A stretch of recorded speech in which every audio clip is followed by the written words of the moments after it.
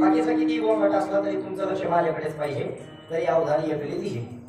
जगद्गुरु तुकोबाराय या अभंगामधून आम्ही या ठिकाणी कशा करता आलो आणि येऊन या ठिकाणी आमचं काय कार्य आहे, काय कर्तव्य आहे या संबंधीचं दिग्दर्शन करतात.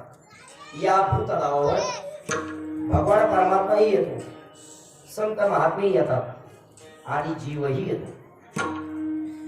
आणि या ठिकाणी आल्यानंतर प्रत्येकाचं कार्य वेगवेगळं आहे. मुळात प्रत्येकाला येण्याचं कारणच वेगळं आहे. कारण वेगळं आणि कार्य वेगळं. या ठिकाणी भगवान परमात्मा येतो. भगवान परमात्मा कशा करता येतो? जगद्गुरु तुकोबाराय सांगतात, धर्म रक्षावया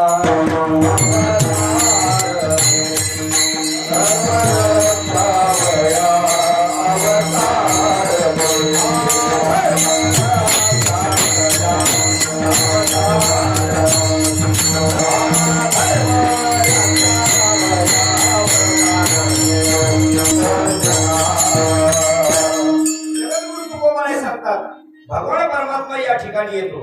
याचं कारण सांगतात जगद्गुरु तुकोबाराय. धर्म रक्षावया अवतार घेसी आपुल्या पायसी. भक्तजना तुकोबाराय भगवंत समोर निर्वाह देता. देवा तू या ठिकाणी कशा करता येतो? धर्माचं रक्षण करण्याकरता. आता मूळ प्रश्न आहे, धर्म धर्म म्हणजे काय? धर्म धर्म मला धर्म हा शब्द उच्चारला का आपल्या समोर लगेच हिंदू, मुस्लिम, ख्रिश्चन, बौद्ध असे वेगवेगळ्या प्रकारचे शब्द काय होतात आपल्या समोर उभे राहतात. मुळात धर्म या शब्दाचा खरा व्याख्या अशी आहे, त्या धर्म शब्दामध्ये ध्रुव धारयती असा संस्कृत धातू आहे. ध्रुव धारयती म्हणजे काय? ध्रुव धारयती म्हणजे धारण करणे. जे धारण करण्यायोग्य आहे तशा पद्धतीचं आपलं आचरण ठेवणं याला काय म्हणायचं? धर्म म्हणायचं. मग एखादा म्हणेल मी हिंदू धर्मामध्ये जन्मलो म्हणून मग मी धार्मिक झालो, असं नाही. तुम्ही कोणत्याही धर्मात जन्मा आणि तुम्हाला सोमवार आणि एकादशी नसेल तर तुमचं वागणं कसं आहे? अधर्मानेच वाग नाही. कोणी म्हणेल मी या कुळामध्ये जन्मलो, मोठ्या कुळामध्ये जन्मलो आणि मग एकादशीच्या दिवशी चालला बाहेर खायला, चालत नाही. ते अधर्माचंच वाग नाही. जगद्गुरु तुकोबाराय सांगतात आशांचा नायनाट करणं. आता अभंगाच्या चिंताला जेव्हा सांगतोच मी पाकर्णी पाखांड खंड. जगद्गुरु तुकोबाराय सांगतात भगवान परमात्मा या करता अवतार धारण करतो. कशा करता? धर्माचं रक्षण करणं. धर्माचं रक्षण करणं. धर्माचं रक्षण करणं म्हणजे काय? मुळात जे लोक धर्माने स्वधर्माने आचरण करतात अशा लोकांचं रक्षण. नाही कलियुग चालू आहे. बरेचसे लोक सांगतात आपल्या प्रकारचे म्हणी येतात ते काय, चूर सोडून संन्याशाला फाशी. चांगलं सांगितलेलं लोकांना कळत नाही. सदाचाराने वागणाऱ्या माणसाला कधीही त्रास आहेच. हे फक्त व्यवहारातल्या क्षेत्रामध्ये नाही, परमार्थातल्या क्षेत्रातही तसंच आहे. सदाचाराने जो मनुष्य आचरण करतो त्याला त्रास आहेच. नवे नवे त्याने त्रासाची तयारी ठेवूनच ते काम करायचं आहेच. परंतु आशांना जे त्रास देणार आहे, आशांची जेव्हा संख्या वाढेल तेव्हा त्यांचं रक्षण करण्याकरता प्रत्यक्ष भगवान परमात्मा काय करतो? काहीतरी लीला करतो, काहीतरी चमत्कार घडून आणतो. अगदी स्वतः त्याच्या करता अवतार धारण करी तेव्हा संतांच्या माध्यमातून ते कार्य काय करून घेतो? भगवान परमात्मा पूर्ण करून घेतो. जगद्गुरु तुकोबारायांनी भगवंताच्या अवताराचं कारण सांगितलंय, यात नवल नाही. गीतेमध्ये भगवान परमात्मा स्वतः सुद्धा सांगतात मी या ठिकाणी कशा करता अवतार धारण करतो. भगवान परमात्मा सांगतात यदा यदा हि धर्मस्य ग्लानिर्भवति भारत अभ्युत्थानं धर्मस्य तदात्मानं सृजाम्यहम्. भगवान परमात्मा सांगतात यदा यदा हि धर्मस्य ग्लानिः भवति अधर्मस्य अभ्युत्थानं भवति तदा तदा अहम आत्मानं सृजामि. विठ्ठल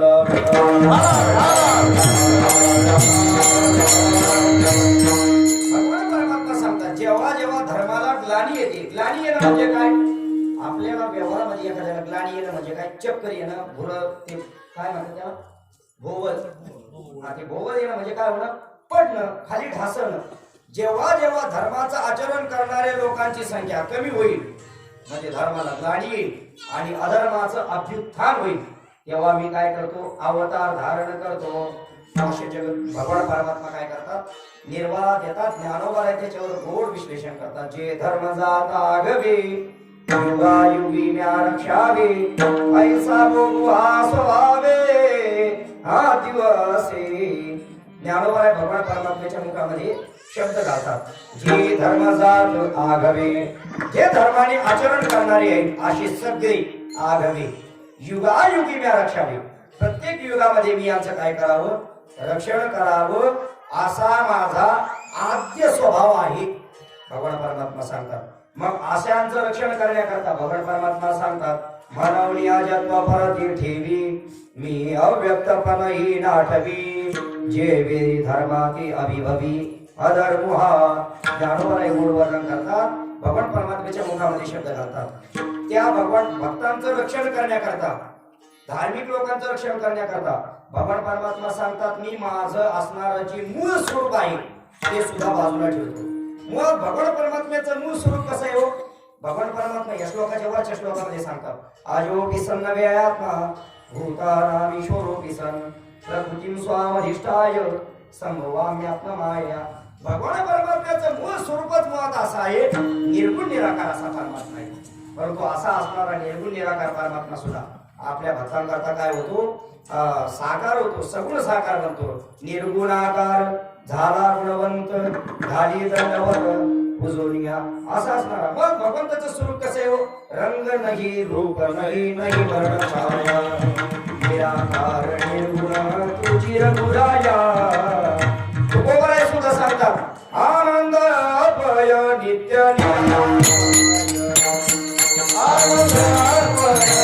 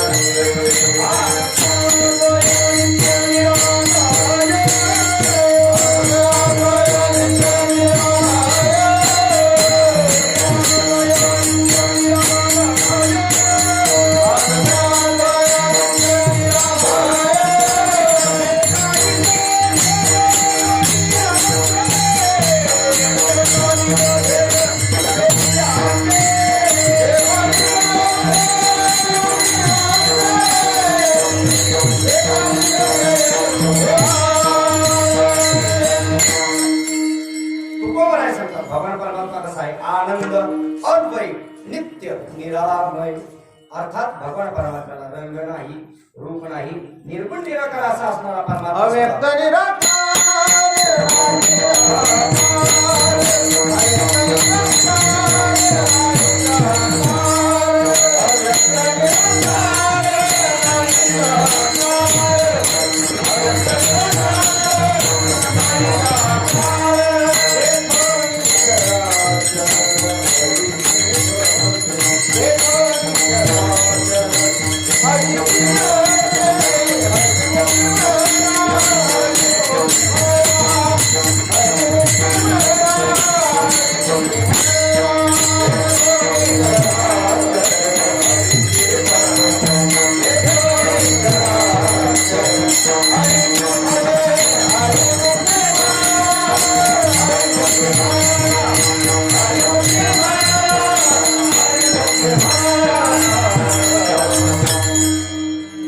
भगवान परमात्मा सांगतात म्हणून अजत्व परंतु ठेवी अजत्व या शब्दाचा अर्थ असा आहे फक्त चार म्हणायला श्वास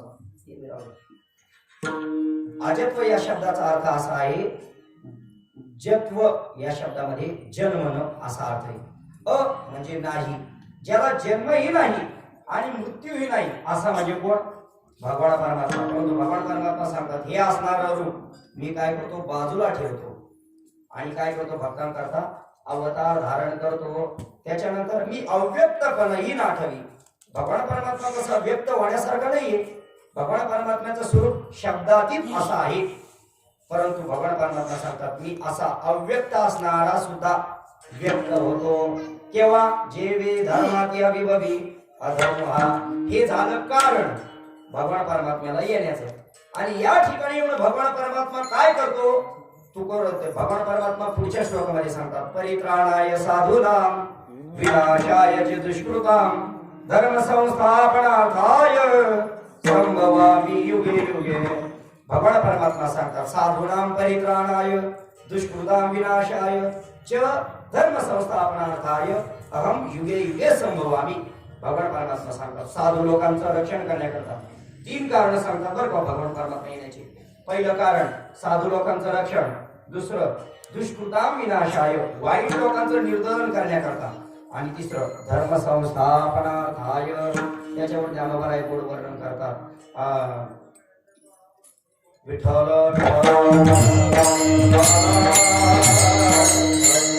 केवेदी आपुल्याचे निकायवारे मी साकारू होऊन अवतरी मग अज्ञानाची अंधारी गिळून घाली। या ठिकाणी येऊन काय करतो अज्ञान रूपी अंधकार आपल्या भक्तांच्या अंतःकरणामध्ये जर असेल तर तो काय करतो गिळून घाली ते काय करतो काढून टाकतो। स्वतः मी काय करतो गिळून घेतो।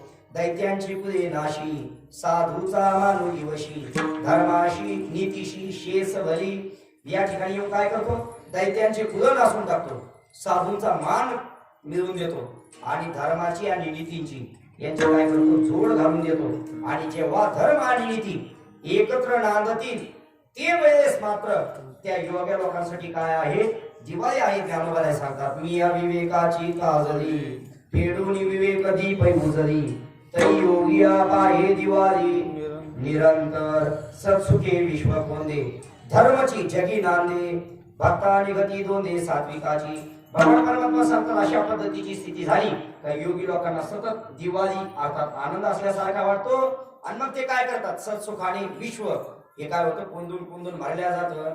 धर्माची जगी नांदे या जगतामध्ये धर्मच नांदल्या जातो आणि भक्तानी गती दोंदे सात्विकाची तई पुण्याची पहाट फुटे पापाचा जल फिटे जई मूर्ती माझी प्रगटी पंडू कुमारा। भगवान परमात्मा सांगतात एवढ्या सगळ्या कार्याकरता ऐसे आकाजा लागी अवतरे मी युगायुगी परी हेची ओळखे जो जगी तो विवेकी या। भगवान परमात्मा सांगतात या करता मी काय करतो अवतार धारण करतो। हे झालं भगवान परमात्म्याचं अवतार धारण करण्याचं कार्य आणि कारण।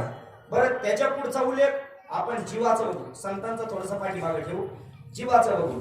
जीव या ठिकाणी कशा करता येतो बरं मुळात जीव येत नाही जीवाला यावंच लागतं।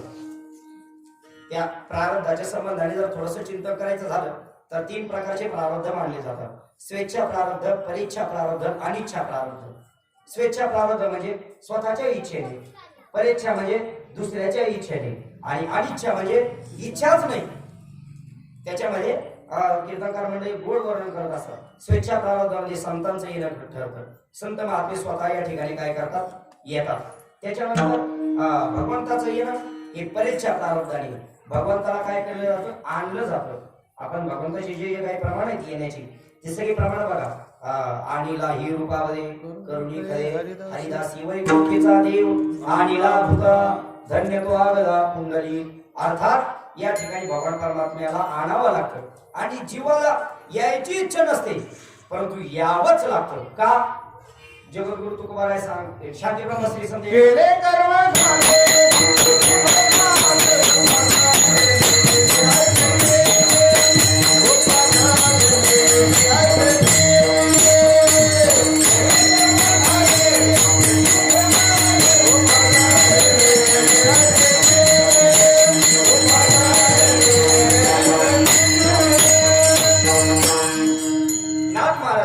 केले कर्म झाले तेची भोगाले उपजले मेले ऐसे किती।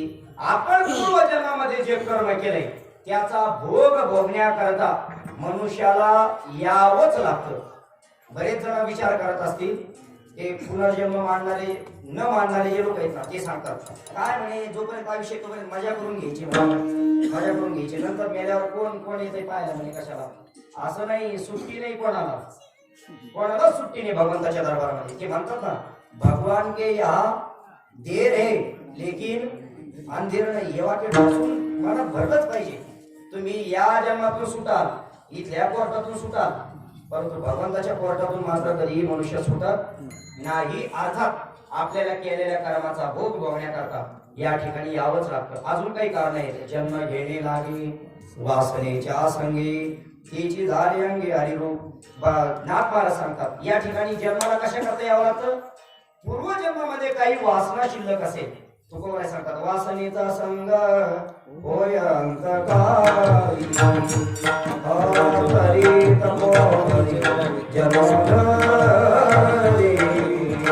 तुकोबाराय सांगतात अंतकाळाच्या वेळेला जर वासना शिल्लक राहिली तर तपोबली असणाऱ्या मनुष्याला सुद्धा काय करावं लागतं.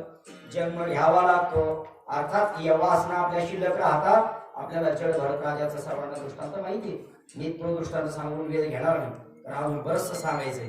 त्याच्यामुळे आपल्याला या ठिकाणी वासना शिल्लक राहिले आपल्याला या ठिकाणी यावं लागतं. बरं या ठिकाणी येऊन हे झालं आपलं कारण. बरं या ठिकाणी येऊन आपलं कार्य तरी काय काय कार्य आहे. तुकोबाराय सांगतात बाळपणी ऐशी वर्ष गेली 12 खेळता या पोरा नानामध्ये. तुकोबाराय सांगतात बाळपणीचे 12 वर्ष पहिले काय होतं खेळण्यातच जातात सगळे. तुकोबाराने सुद्धा 12 वर्षाचं बालपण सांगितलंय बरं का. तुकोबाराय सुद्धा मान्य करतात 12 वय होईपर्यंत मनुष्य कसा असतो बालच असतो. परंतु 13व्या वर्षी मात्र तो काय होतो प्रौढ होतो. मग मात्र तिथून पुढे त्याला अक्कल आली पाहिजे. आपल्या दुर्दैवाने 20-25 वर्षाचे होतात तरी कळत नाही आता काय केलं पाहिजे.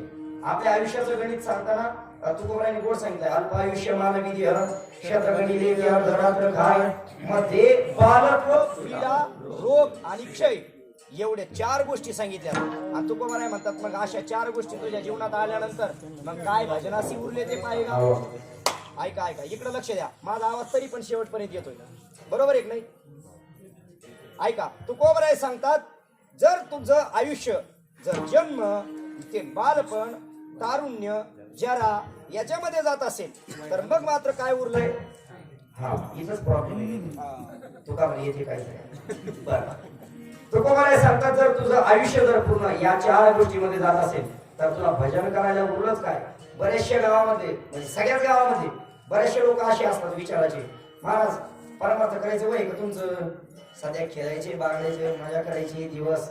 आणि एखादा लहान मुलगा घरातला हे पाठायला जायला लागला ना आजोबा सांगतो अरे काय तू सध्या खेळायचो तो गावात होतो तेव्हा 4 दिवस घराच्या बाहेर जातो 4 दिवस घरी येत नव्हतो एवढा खेळायला रमायचो.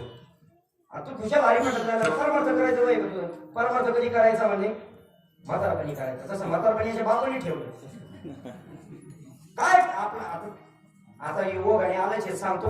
कोरोनामध्ये कितीतरी आपण तरुण माणसं गेले आपण पाहतो. असा एकही आपल्यातला असा माणूस नाही का ज्याच्या ओळखीचं कोणी कोरोनात गेलं नाही. आहे का कोणी तुमच्यापैकी का असं कोणी मनुष्य आहे का की माझ्या ओळखीचं कोरोनाने कोणीच गेलं नाही असं कोणी आहे का. प्रत्येकाच्या कोणी ना कोणी ओळखीचं काय झालंय गेलंय. बरं सगळेच वृद्ध गेलेत असं आहे का. अहो तरुण माणसं काय झाले गेलेत. मग त्या माणसाने जर ठरवलं असलं का म्हातारपणी परमार्थ करा त्याचा परमार्थ कधी होणार कधी व्हायचा परमार्थ.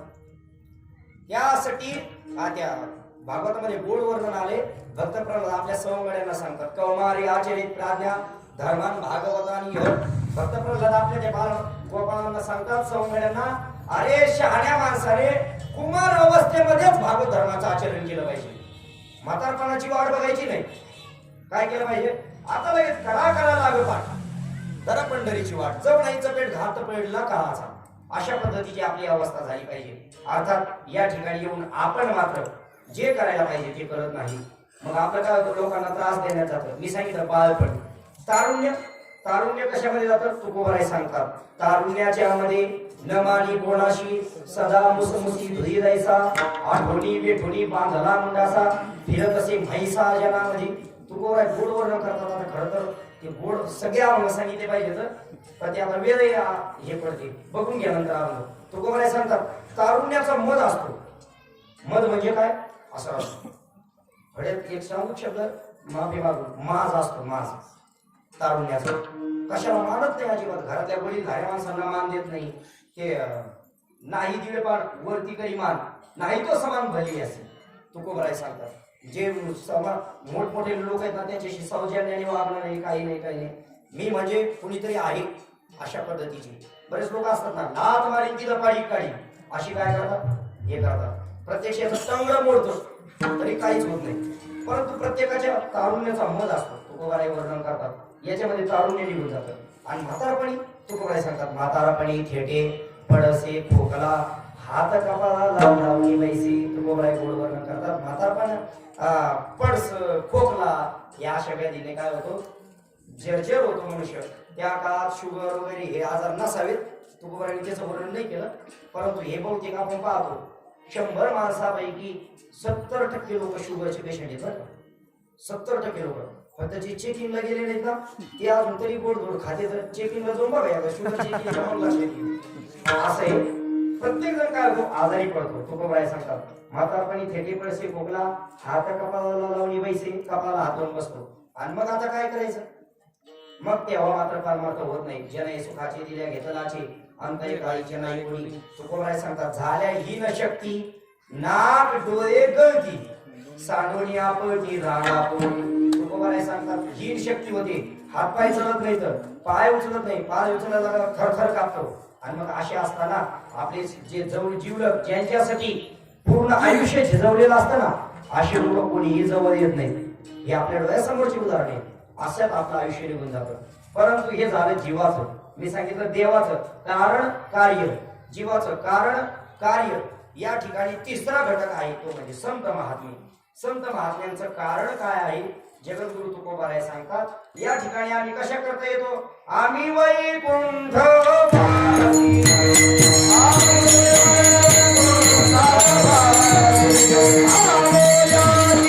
सांगतात आम्ही वैकुंठातून येतो. याची कारण अशी, कोणकोणते कारण. पहिलं कारण, बोलिले जे ऋषी कोणी बोलून गेले ते साच भावे वर्ता या त्या ऋषींच सांगण्या करतात. ज्ञानोबाराय गोडवरण करतात, वेद मार्गे मुनी गेले त्याची मार्गे चाली विषय अंधार मनी उघड बोलिलो चालता धनुर्धरा तरंगाकारी हारलो ज्ञानदेव निवृत्तीचा द्वैत सर्वटी रसरो धर्मदादो निवृत्तीचा ज्ञानोबाराय सांगतात, वेद मार्गे मुनी गेले याची मार्गे चालिलो. तुकोबाराय सर्व सांगतात म्हणजे पुढं झाडू संतांचे मार्ग. संत महात्मेच्या मार्गाने गेले, तो मार्ग दाखवण्याकरता आम्ही या ठिकाणी येतो. आणि मग या ठिकाणी आल्यानंतर खरं तर संतांची येण्याची अनेक कारणे बरं का. येथे उपकारासाठी आले घरजा वैकुंठी, जगाच्या कल्याणा संतांच्या होती देव कष्टनिधी परोपकारी असे